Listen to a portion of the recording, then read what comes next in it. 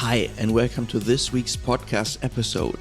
The summer break is finally over, and I'm happy to welcome on this episode the co-founder of Crypto Oxygen, Lukas Pfeiffer.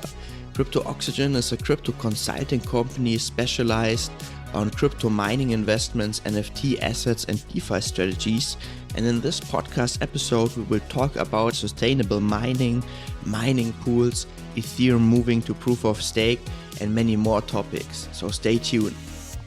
Enough parties that hold a lot of Ethereum, they support the idea of switching from proof of work to proof of stake, and that is very democratic also.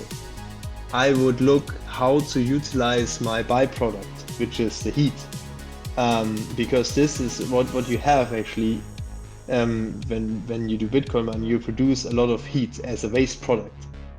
On today's podcast episode, Lukas Pfeiffer from Crypto Oxygen, and my first question is always, who are you and what do you do? Hi Sebastian, yeah, great to be here on your podcast. As you said, I'm Lukas. I founded Crypto Oxygen 1 year ago.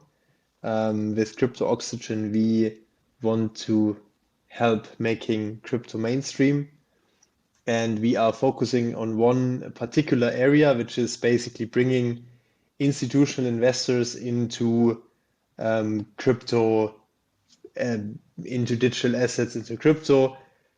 Due to my background with a big focus on crypto mining now, that's something we probably are going to talk about a bit in detail later. So yeah, people might say, like, do we really need like institutional investors in that space? Like, why would that help making crypto mainstream? But we see that we need, as we have seen now with the what has happened in the last couple of months, for real adoption. I'm convinced that we need proper regulation. We need also proper sophisticated investors, sophisticated players also in that space.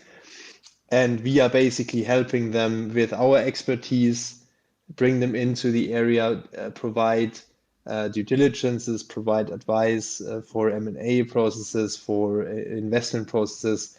And therefore, we want to basically also shape the space and help establishing it. Yeah, I totally agree. I think currently it's still the Wild West. And we see what happened with all these lending platforms, I say, or not all, but a lot of them. But before we go deeper into it, I always like to ask also, when did you first got involved with cryptocurrencies, and was there a specific moment where you fell into the rabbit hole? So I must admit that the first time I heard about Bitcoin was, I think, already back in 2013. Back when I was basically a university friend of Marco Streng, who is the founder of Genesis Mining, and he told me about that, and he was very fascinated about it, and I basically told him that it's all bullshit and he should rather focus on his getting his degree. Fast forward 4 years, I was working for him, which is basically when I really got into it. Joined Genesis Mining back in 2017. I was working on M&A transactions in the data center space and in the telco space, which has a lot in common to cryptocurrency mining. So I had a lot of kind of touch points. And then basically joined Genesis Mining back in 2017, helped to grow the data centers, to build the data centers, most of them in Central Asia. And also already there, with my expertise from M&A before, helped to basically work with traditional financial markets and try to make also crypto mining a bankable and investable product.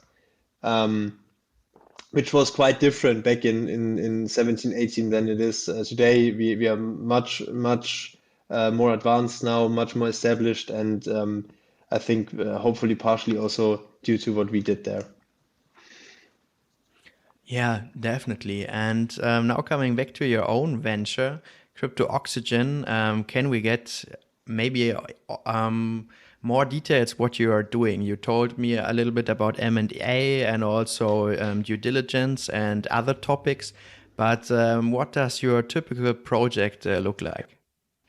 So what we see on the market and what is also probably one of the reasons why we have this crumbling of some asset managers is that let's say, the sophistication of the investment process in the digital asset space is far from the level of diligence and the level of sophistication that is in typical kind of in more established areas where like you have month long discussions with venture cap before you get funding for your e-commerce business. You typically have like long and long discussions. You go through multiple committees and so on until you get it funded.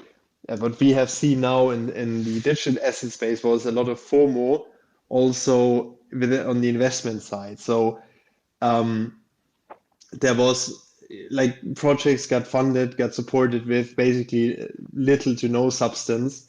I'm getting like pitch decks every day where you can see like they have the biggest plans, like going to the moon, but there is like a lot of really execution planning, like basically no execution planning behind. And what we are doing at Crypto Oxygen is basically helping um, these investors who want to get in the space feel also that they need to do something, but they are lacking the expertise, and we are basically helping them not to fall into any investment traps. And that means that we are providing, just as in any other private equity or any other venture capital transaction, we are providing a commercial due diligence, we are providing technical due diligence, and helping them to basically find the projects that they want to invest in. That's our main focus. And we do a lot of crypto mining, but we also do now in the areas of NFT and DeFi. We have also already looked at projects. And there was a lot of consolidation going on the last month, right? And it's still ongoing. I mean, it is basically starting here. Like we are seeing that business cases are being challenged um, with a stagnating underlying asset price, where you can see basically the Bitcoin price and most other asset classes, they are fairly stagnating, obviously have lost more than 50% compared to the beginning of the year. And now we need to see, okay, what are the business cases and what are really the use cases that will stay on the market. Um, so it is often quite compared to the dot-com bubble. That was a bit before I was born, but like not before I was born, but when I was basically 10.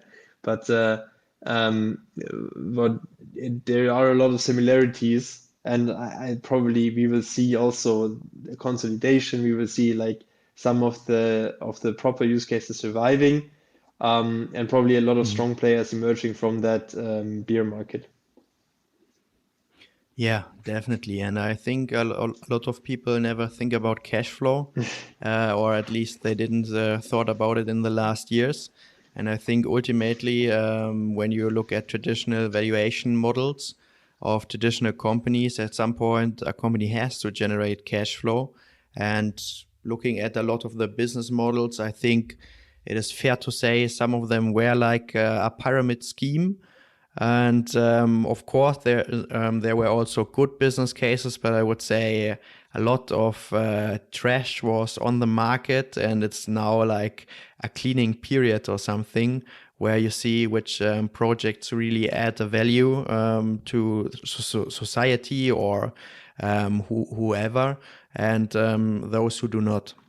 Yeah, and a lot of like some projects are really well funded.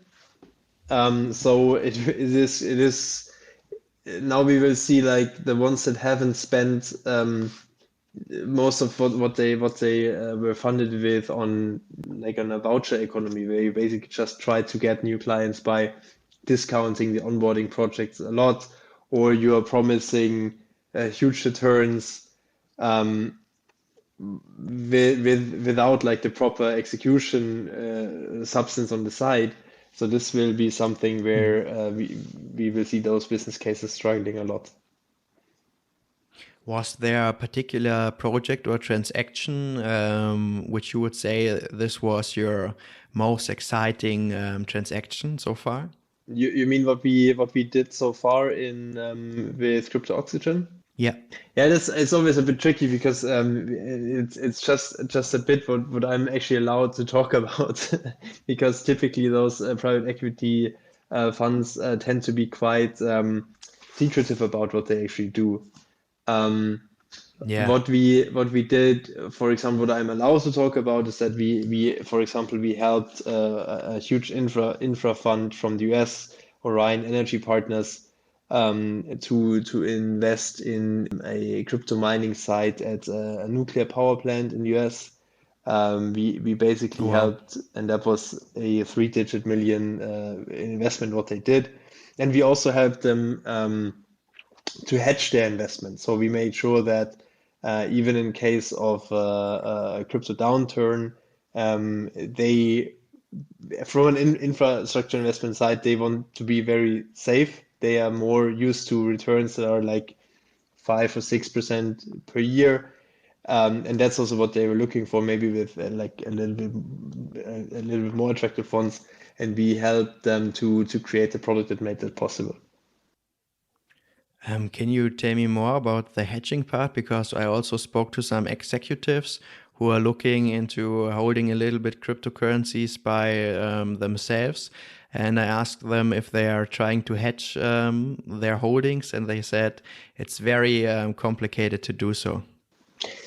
Um, Yeah, I mean that's something in general where the whole industry still needs to grow up a lot. And I see this particularly in crypto mining where hedging and basically financial planning is something that it hasn't been the major focus of a lot of the companies.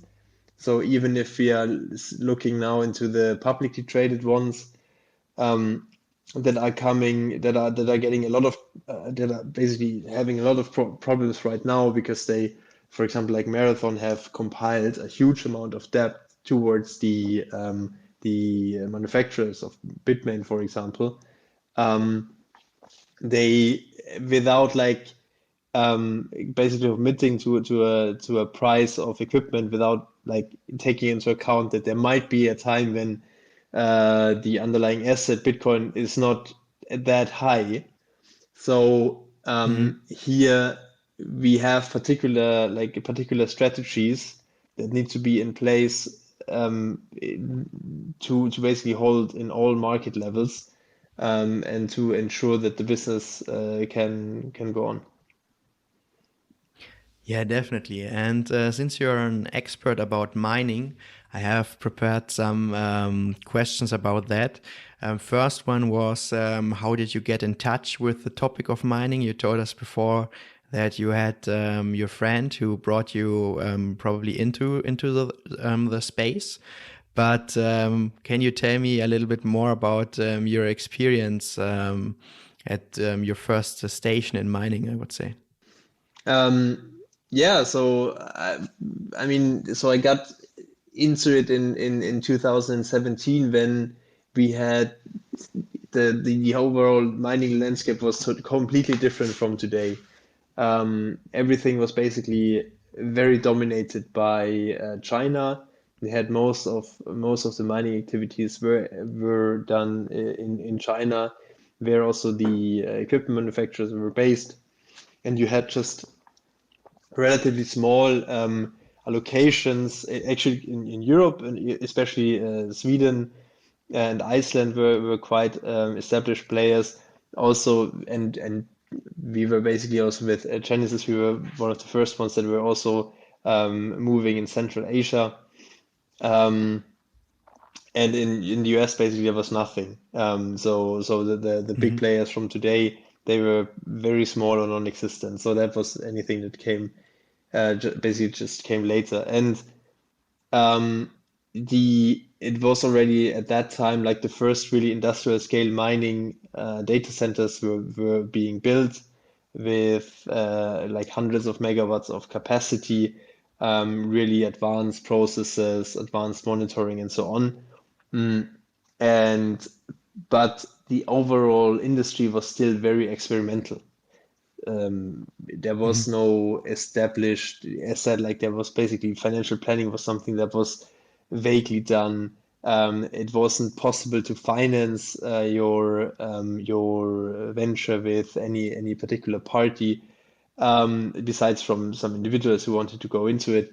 And also it also on the insurance side it wasn't possible. So if something happened, you had problems. So there Yeah. was a very wild west still.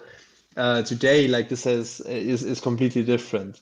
So when we have seen that China banned the crypto mining activities, we have seen a huge shift from China also to Central Asia, but mostly also to the US, with the US becoming the most relevant player and the biggest mining country as of today.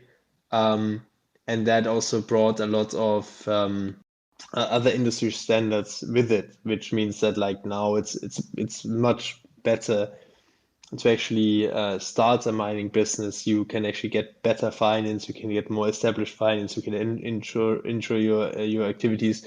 You can actually also have different cooling mechanisms. Before, but mostly all of it was air cooled, so you were very much depending on finding cool climate conditions. Now with immersion and water cooling, it's actually you can tap into underutilized resources anywhere in the world, which is great, which basically opens up a new mining market anywhere, and also enables more sustainable mining, which is something that we are also hoping for in the near future.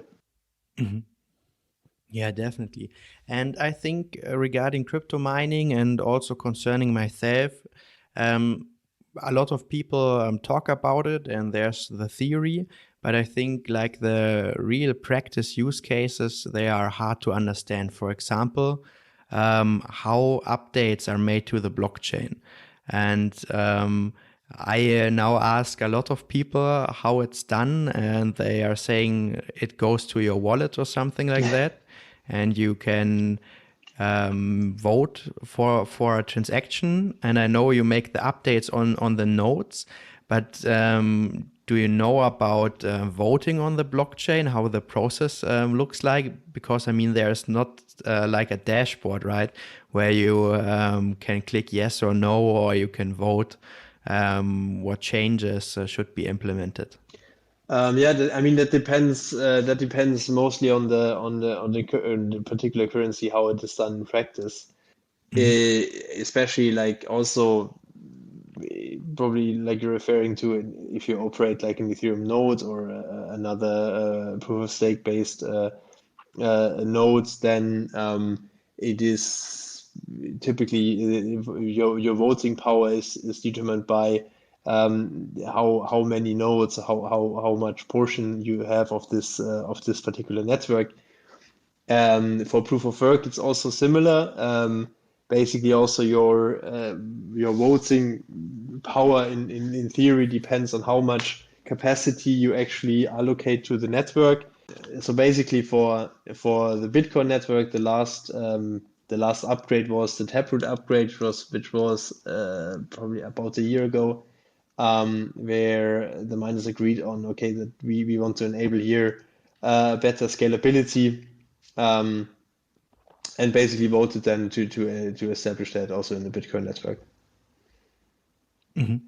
And so the update, it works like you're a miner and then you implement the update or you don't implement the update to vote, or is there a possibility to really vote in like a digital format?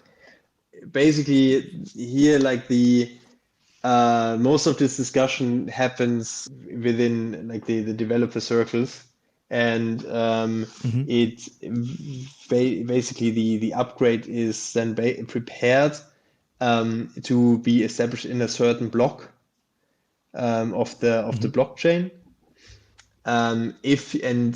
If you are not agreeing to that particular upgrade, you can actually choose then to opt out of this particular block, which would then actually, and if enough people do that, like you would have a kind of a soft fork. And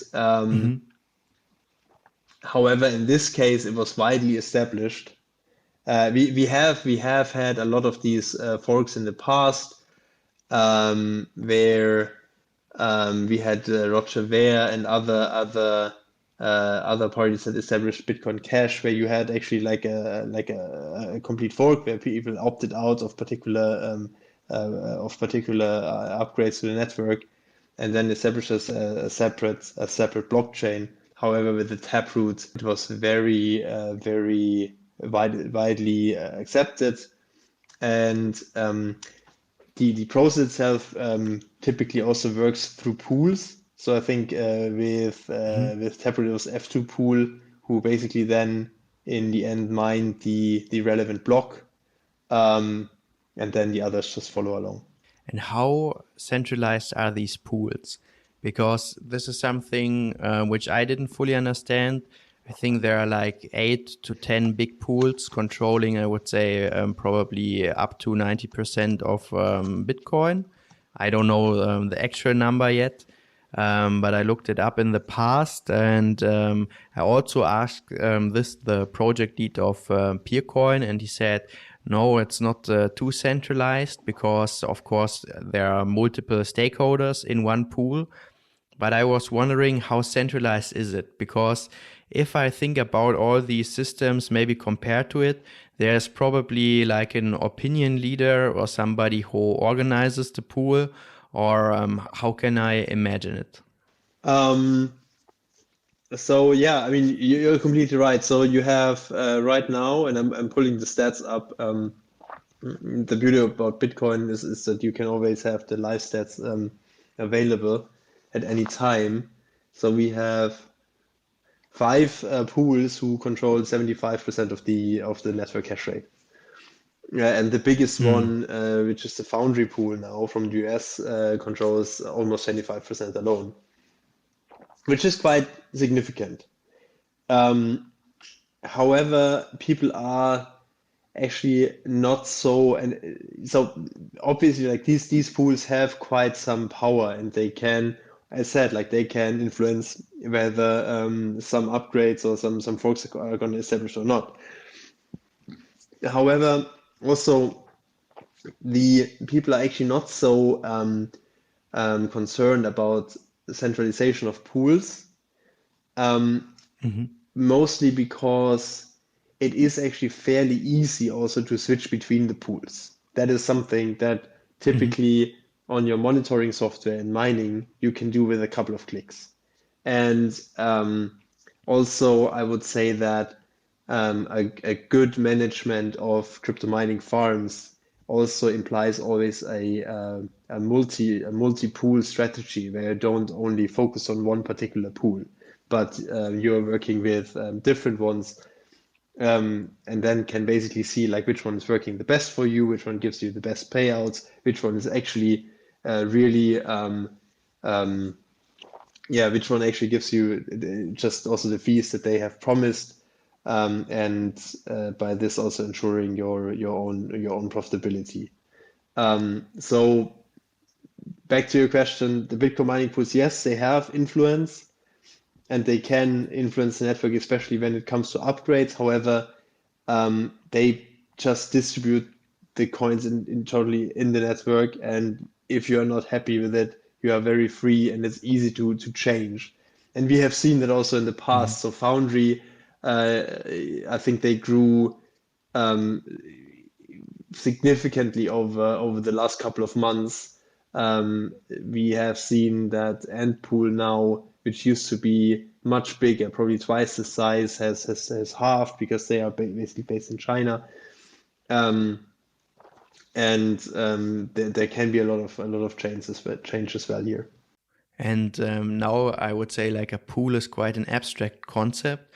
Is there like a legal entity behind the pool with a management team and like researchers and stuff? Yes. In most of them actually, especially in the ones which are like a bit more Western. There is a Hmm. management team. It is typically really like a typical software solution. So you can engage Hmm. with your key account manager, of your salesperson. Yeah, it is like this. Like it's basically just you have you have a lot of context. You can approach that if you are not happy. You can you can issue tickets, and it is like a totally managed software company. Yeah, very similar. That's funny to imagine. And also at the Munich Blockchain Talents Meetup, we had, I think, a quite interesting conversation about Ethereum moving from proof of work to proof of stake. And I still can't fully explain myself why miners should do this, because by logic, I would say they would destroy their business model, right? Because they are currently profiting from the mining. And you had some great explanations for the situation. And could you share them again with the audience? Okay. We had a couple of beers, I can remember, so I'm not sure how well this explanation was, but so yeah, I mean, as you probably have, we know more, and most of your listeners probably also know that Ethereum is planning and transitioning to from proof of work to proof of stake, which means that there will be no mining anymore, but validating transactions will be done through a node validation and voting system, which has the advantage that there it is much less um, energy consuming. So it is, however, it has also a couple of cons or a couple of concerns. For example, it means that like if you can actually allocate a lot of these nodes, which you actually could by just buying a lot of Ethereum, you could also influence a lot of the network, and you can influence like what implementations, what upgrades will be done and what not. So you can actually like the control it will be theoretically it will be easier to actually control it. Whether in practice that's possible or not is another question. Um, so right now, still Ethereum runs on proof of work, and there is still a lot of mining activity going on. And I think the question was also what will happen to these miners after the merge. Yeah, I mean for them they're not super happy because mining there will be no use case for mining Ethereum after the switch to proof of stake. So what they can actually do is to switch on alternative currencies. Right now there is a discussion also where Vitalik is engaging in, where they're saying like, yeah, should there be like another fork? Should there be another proof of work blockchain? That's Mm. another proof of work Ethereum blockchain, or is actually the existing um, Ethereum Classic blockchain already enough?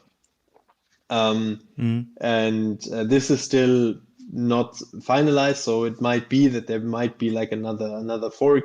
However, probably a lot of the mining power will actually transition to the Ethereum Classic network, um, which probably will give it more attention, and it might be that it gains also a bit more traction. However, also probably not all of the mining capacity might survive that, because right now it's not so profitable to mine Ethereum Classic compared to Ethereum. And the question is like Mhm. how profitable will it be after the merge? And probably a lot of the Ethereum mining capacity will become obsolete. That is quite expected in the market. Yeah, so there's no financial advice, but maybe an interesting idea to look up more at Ethereum Classic, because I read the book The Cryptopians from Laura Shin. And I think there was also the situation when it first split, and some people made, let's say, quite profitable investments with Ethereum Classic. But what I still can really explain is we have the miners who have no real incentive to move to proof of stake. But however, Ethereum still moves to proof of stake. So I'm asking myself who's pulling the strings. And I think in our last conversation, we said, okay, there's the Ethereum Foundation, which is quite influential.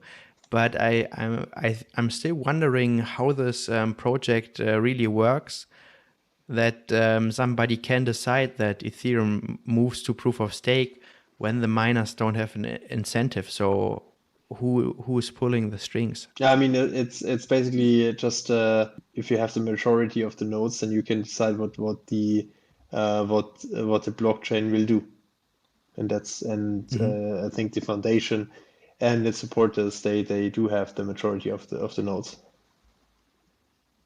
Okay, so it's still a quite a big centralization then. No, not necessarily. Like it means just that enough parties that hold a lot of Ethereum, they Yeah, support the idea of switching from proof of work to proof of stake, and yeah, true. is very democratic also. That doesn't necessarily need to be centralized.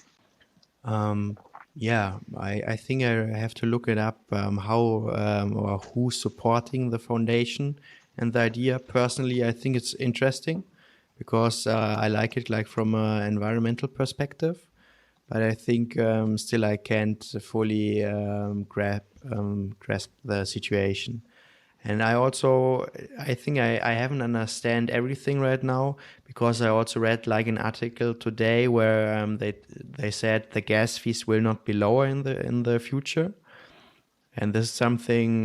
Do you have an explanation for this, or do you think it is true? On that particular thing, I cannot comment today. Like that's something I haven't read about. Yeah, so very interesting regarding the future.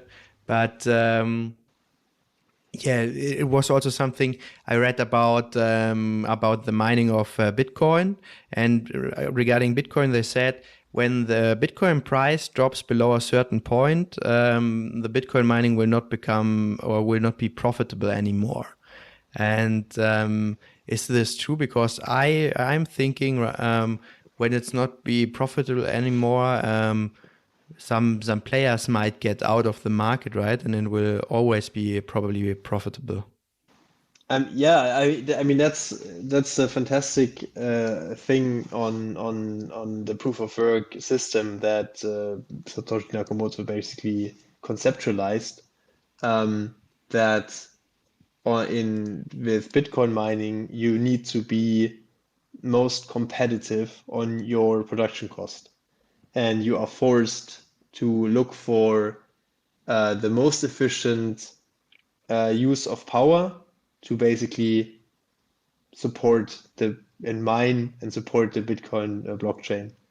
So when the price goes down, all of the projects that are like not do not have a very competitive energy price, for example, because energy is the most expensive OpEx item that you have as a miner.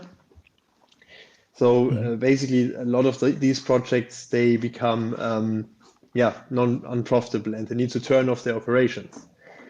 Um, and what happens then, obviously, if the network hash rate, which determines also the profitability of Bitcoin mining, goes down, the profitability Mhm. goes under the same price would go up again, and the miners who have a competitive price and have a good electricity cost, they can still stay in the network and can still mine profitably.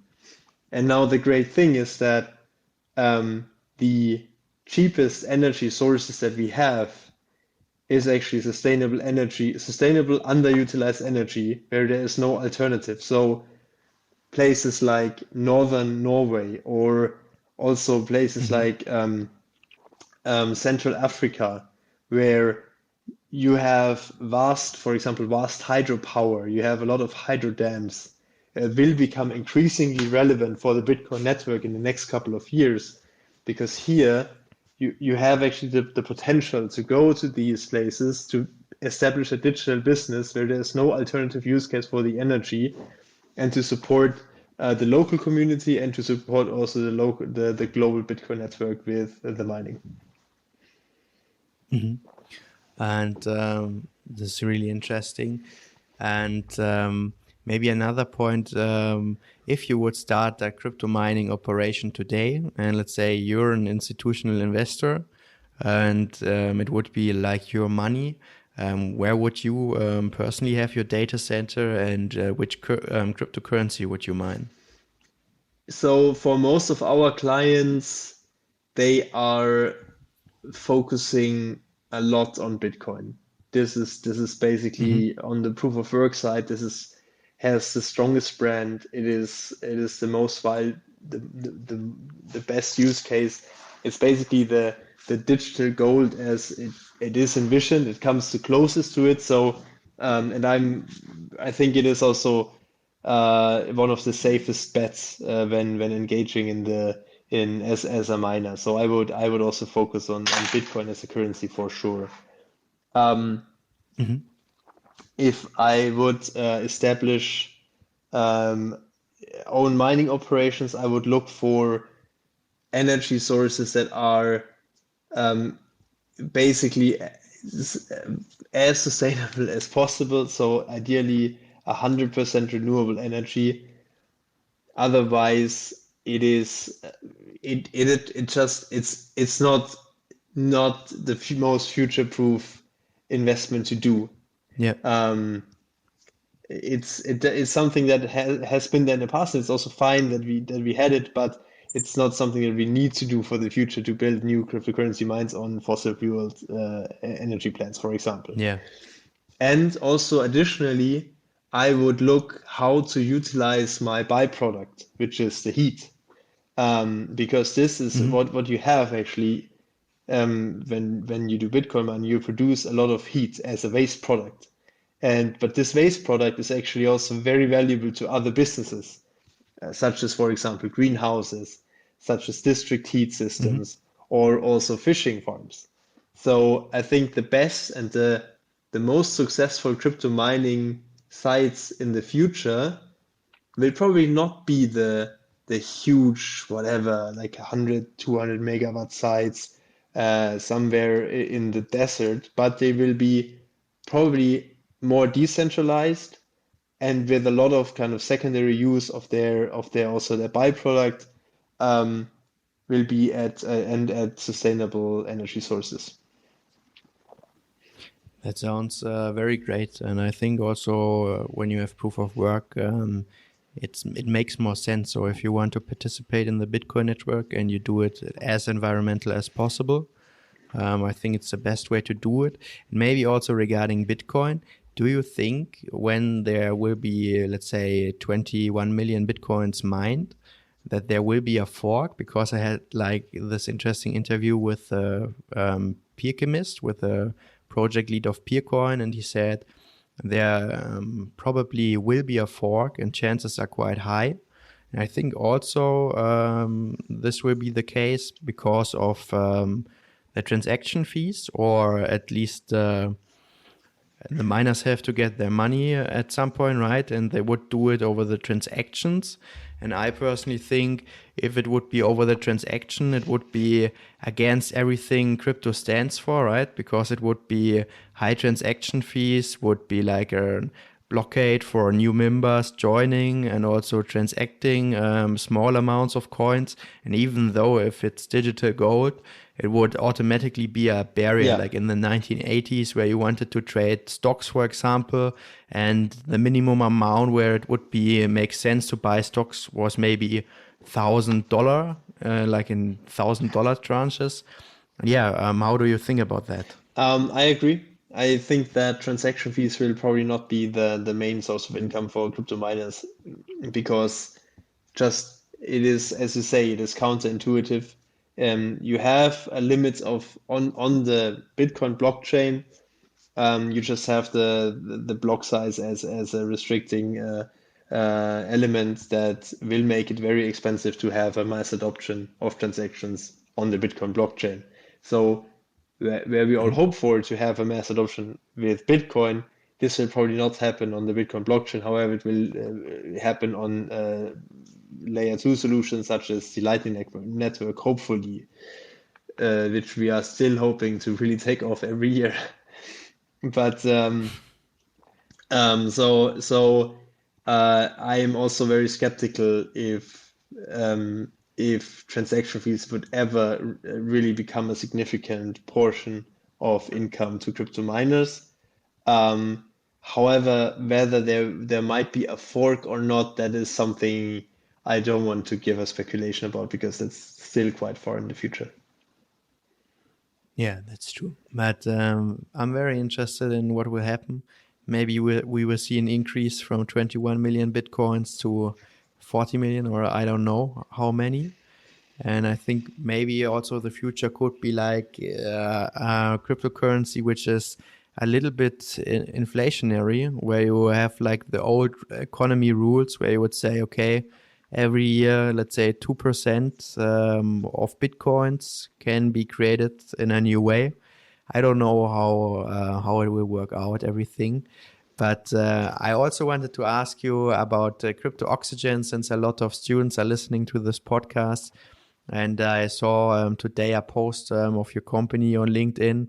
Are you currently looking for, let's say, working students, interns, and maybe also full-time employees? Yes, we are. We are looking for basic consultants that enter as full-time, as well as for interns and working students.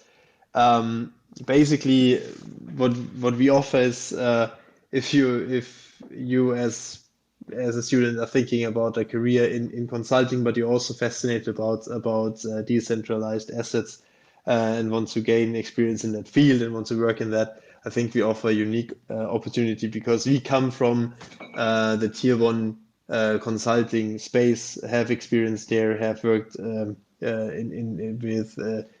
traditional industries such as data center, telco, and media industries, and now bring actually that expertise also to the crypto and digital asset markets, and we offer this unique opportunity to basically do both, and also do that with fantastic clients. We have been working with tier one investment banks, tier one private equities from the US and from Europe. Our clients really are from all over the world. We have clients from 5 continents. We are traveling a bit. We are traveling also to a lot of conferences, so we are trying also to have a good time and a good atmosphere. So yeah, whenever you're looking for merging consulting and crypto, then feel free to apply on our website. That sounds great. I'm really interested to see where Crypto Oxygen will be in 1 or 2 years, and I hope that you will come again then as a guest to my podcast. And thank you very much for the interview. It was a pleasure. Sebastian, thank you so much for having me. I hope I really enjoyed the conversation. I hope I could add a couple of interesting points to your podcast. Definitely. Thanks for listening to this week's podcast episode. If you enjoyed it, click the bell so you will never miss an episode anymore. We also have a Web3 Compass Discord channel where we talk about exactly Web3. The link is in the show notes. Feel free to join. Other than that, have a nice day and I hope you tune in next week. Cheers.